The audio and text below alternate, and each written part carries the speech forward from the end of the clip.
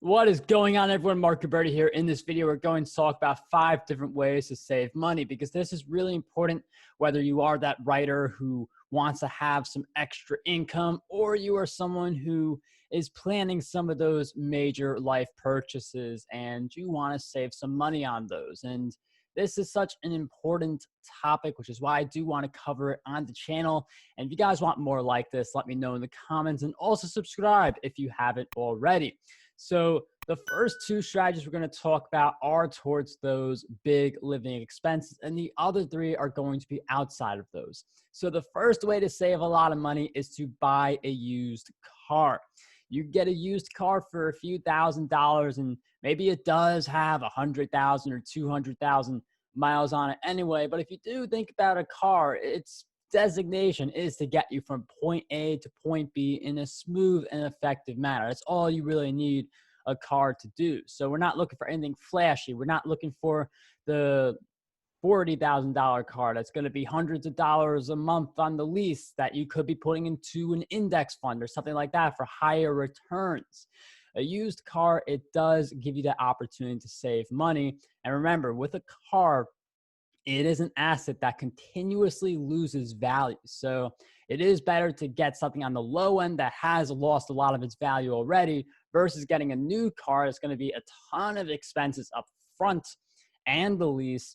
And then it is something that if you do try to sell it, it's not going to be nearly as much as what you paid for it. So that's a good way to save some money. A second way to save some money, if you don't have a house yet, or you are thinking of going from renting to actually owning a house, buy less house.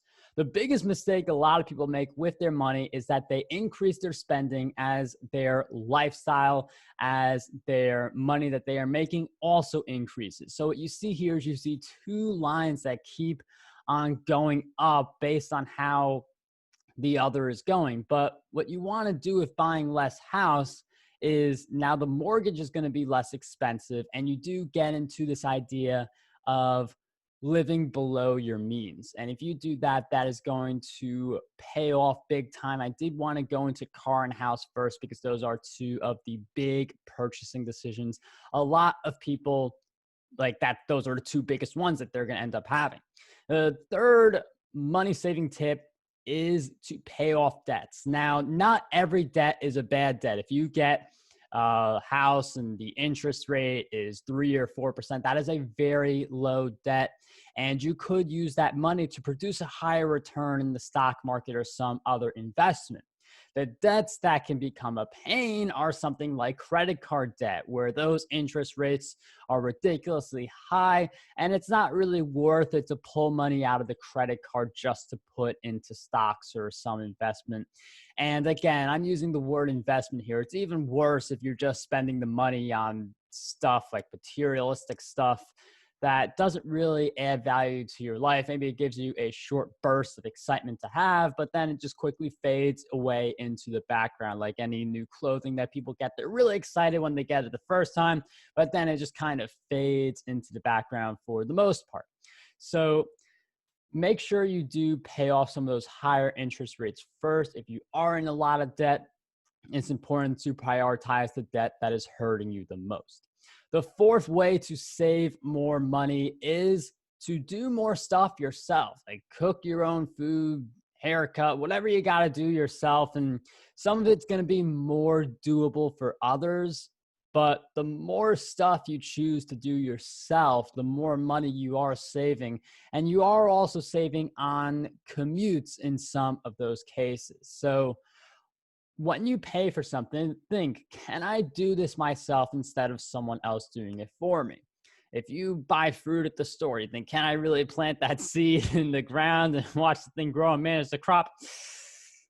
For most people, that's going to be no. But for other people, it makes more sense to like cooking at your house. It is a little more reasonable than, let's say, planting a seed and watching it grow into a fruit. So there are some things that you can do by yourself, others that you definitely want to hand off to someone else instead.